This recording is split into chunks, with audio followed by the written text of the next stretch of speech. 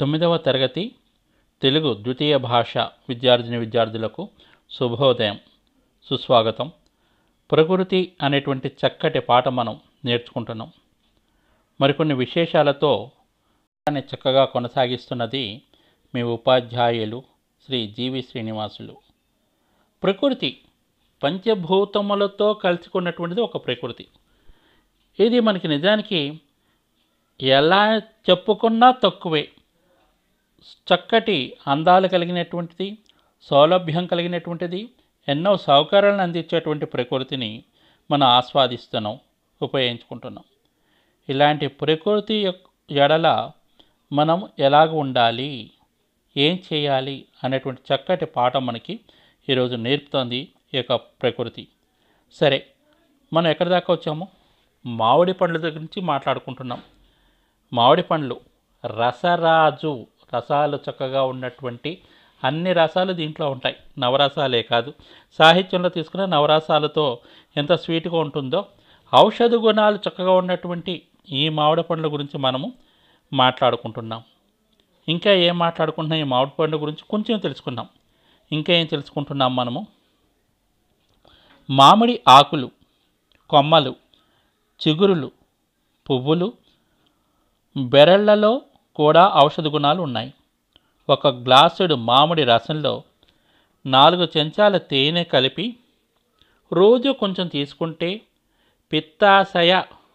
పిత్తాశయ వ్యాధిని నిరోధిస్తుంది.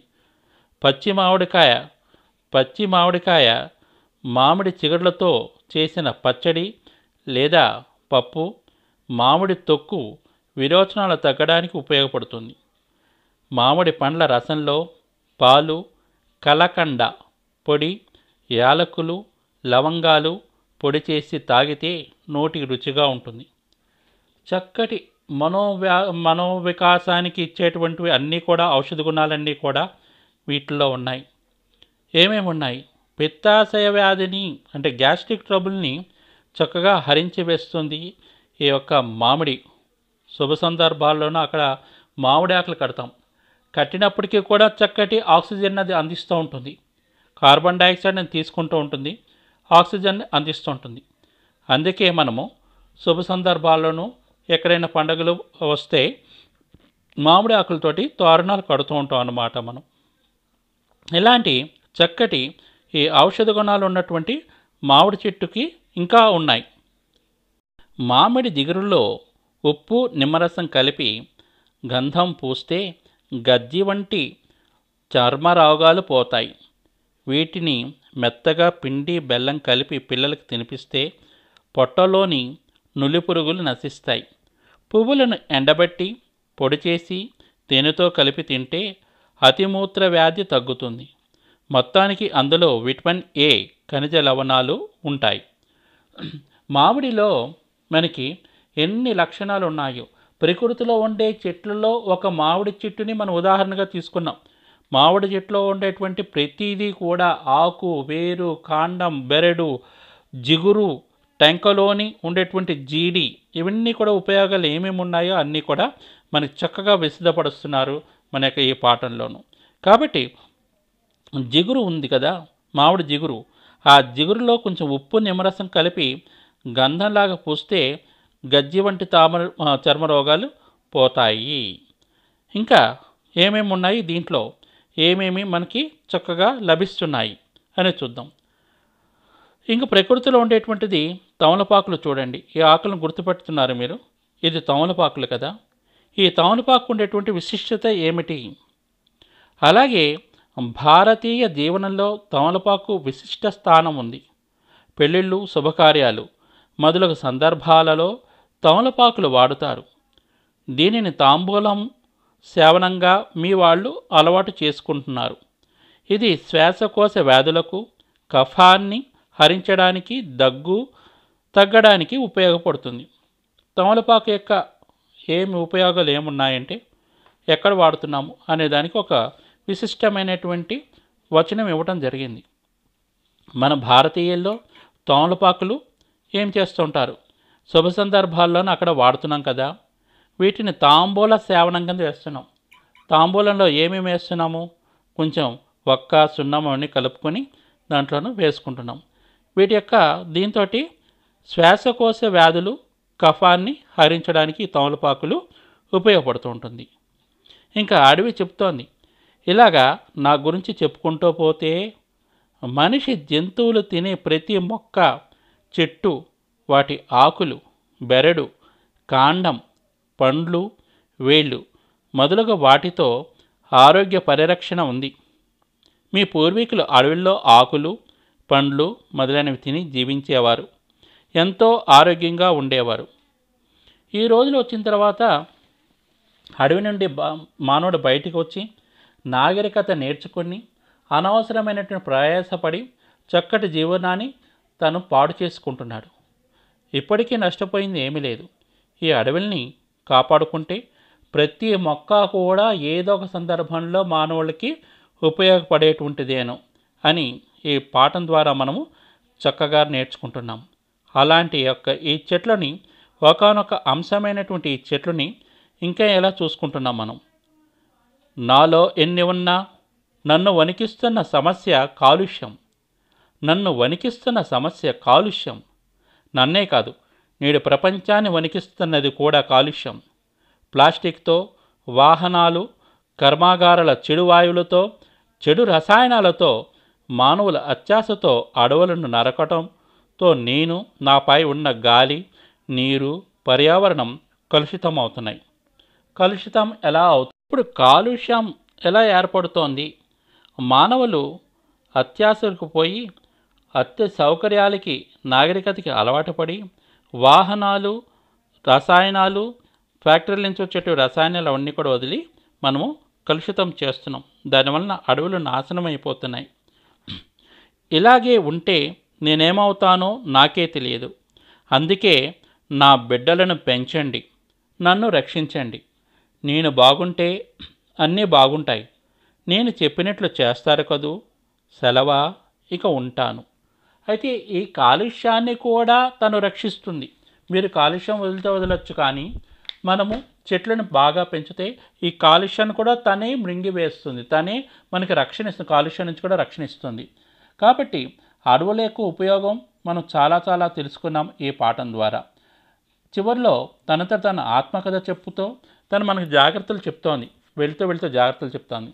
తన బిడ్డలంటే ఏమిటి? చిన్న చిన్న మొక్కలను పెంచితే వాళ్ళని రక్షించినట్టుగా అవుతుందన్నమాట. నేను బాగుంటే అన్నీ బాగుంటాయి. నిజమే, చక్కటి చెట్లను పెంచితే పర్యావరణాన్ని మనం రక్షించిన వాళ్ళం మొత్తం, కాలుష్యాన్ని మనం రక్షించిన వాళ్ళం మొత్తం. సెలవా, ఇక ఉంటానని తన యొక్క ఆత్మకథ చేస్తోంది.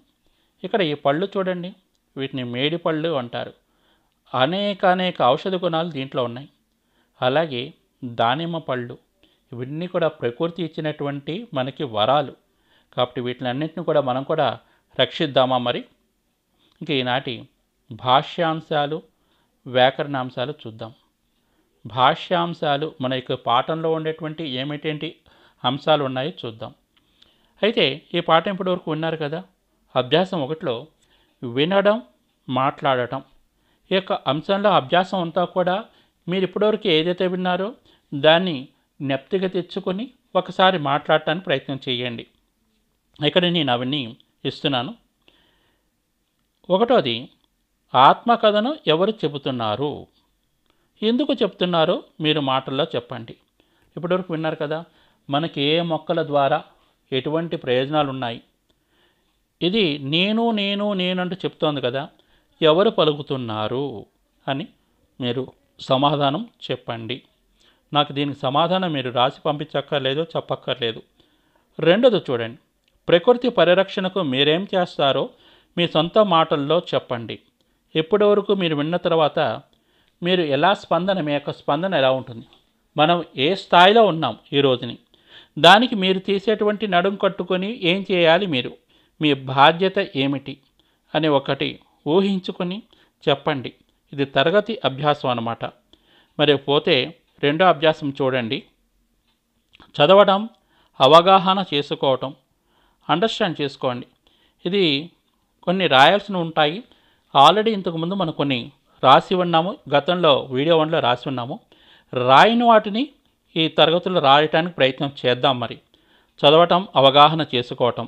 నేను అందుకే టెక్స్ట్ అంతా కూడాను ప్రింట్ ఇచ్చిస్తాను ఇక్కడ, అవన్నీ కూడా చదవాలి మీరు.